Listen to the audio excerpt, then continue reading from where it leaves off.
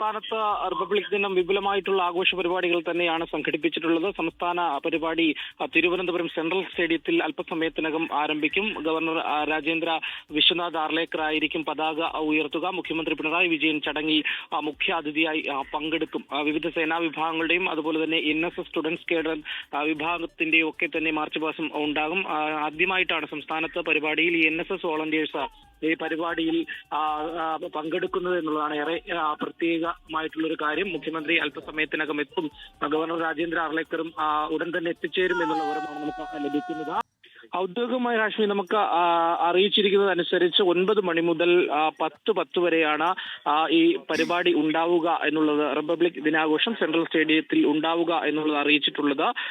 ഏറ്റവും പ്രധാന ഘടകങ്ങൾ, സായുധരായിട്ടുള്ള ഘടകങ്ങൾ നേരത്തെ സൂചിപ്പിച്ചതുപോലെ തന്നെ ഭാരതീയ കരസേന, അതുപോലെ തന്നെ ഭാരതീയ വ്യോമസേന, Andhra Pradesh state police, Malabar special police, അതുപോലെ തന്നെ ഇന്ത്യൻ റിസർവ് ബറ്റാലിയൻ, കേരള സായുധ വനിതാ police battalion, rapid response and rescue force, Thiruvananthapuram city police, Kerala jail വകുപ്പ്, കേരള എക്സൈസ് വകുപ്പ്, കേരള വനം വകുപ്പ്, അതുപോലെ തന്നെ സായുധരല്ലാത്ത ഘടകങ്ങൾ പരിശോധിക്കുമ്പോൾ കേരള ഫയർ ആൻഡ് റെസ്ക്യൂ സർവീസും സൈനിക സ്കൂളിൽ നിന്നുള്ള വിദ്യാർത്ഥികൾ, NCC, അതുപോലെ തന്നെ NSS വോളണ്ടിയർമാർ, അതുപോലെ തന്നെ സ്റ്റുഡൻസ് പോലീസ് കേഡറ്റ് പെൺകുട്ടികളുടെയും ആൺകുട്ടികളുടെയും പ്ലട്ടൂണുകൾ, അതുപോലെ തന്നെ അശ്വാരൂഢ പോലീസ് തിരുവനന്തപുരം സിറ്റി സേന, ഇങ്ങനെ വലിയ ആഘോഷ പരിപാടികൾ വളരെ വർണ്ണാഭമായിട്ടുള്ള രീതിയിൽ തന്നെയാണ് സെൻട്രൽ സ്റ്റേഡിയത്തിൽ സംഘടിപ്പിച്ചിരിക്കുന്നത്.